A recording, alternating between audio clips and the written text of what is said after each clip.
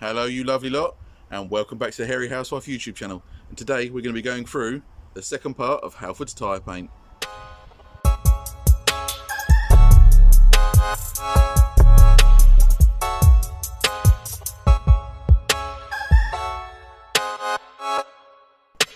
Welcome back to part 2, guys. Now if you haven't watched part 1, pop over to my channel and watch it. It's just me popping it on the tyres with one with a brush, one with a sponge, and looking to see what it looked like when it was dry.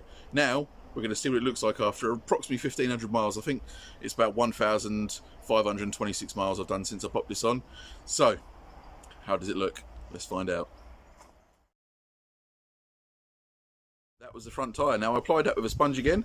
It wasn't that thick, but it did go in the nooks and crannies a lot easier. But it is shiny, it is black, but you can see it started to fade. But after 1,500 miles, even a tyre gel would struggle to stand up to that. And it's still looking fairly nice and black. But let's see how the rear tyre looks. Now I applied that with a brush and I applied it a lot thicker.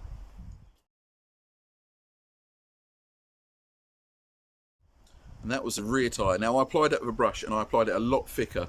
It was a little bit longer to apply with a brush, as you can see from the previous video, but it's definitely worth it. It looks fantastic. It still looks glossy and shiny like a brand new tyre. Now if you apply it carefully with a small fine brush, you won't get any nasty brush marks in it. I've seen people try this and they've got brush marks in when they've used quite a heavy and thick brush.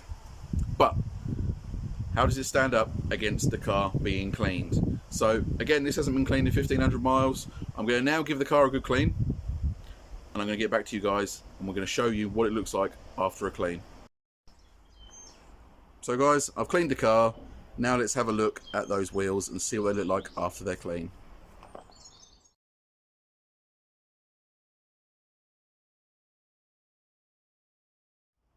So there we have it, guys. Halford's tyre paint. Now after a hit with an APC, a hit with a snow foam, and a hit with a heavy jet wash, they've come up looking fantastic. Now with the brush, it has left a nice, deep, rich, glossy shine that's lasted. With the sponge, it's given that sort of a matte sort of finish effect. It still looks good, but personally, for me, the brush has got it. Now, if you use this for a business or doing it for a customer, then I would avoid it at all costs. It takes too much time to apply. If you get it on the alley wheel, it's a pain in the ass to get off, and you've just got to spend that time that, as a detailer or a business, you haven't got that time. You're trying to get on with the job, and a quick tyre gel is the way forward. However, if you're doing a big detail on your own vehicle or a customer's vehicle and you've got the time, then I'd give it a go. As long as you use a nice fine brush and you have patience and time and get all those brush strokes out, it looks fantastic. You've got to get in all those nooks and crannies, but it is well worth it. So guys, I'd give it a go. I've been the Hairy Housewife. You've been great. See you again next week.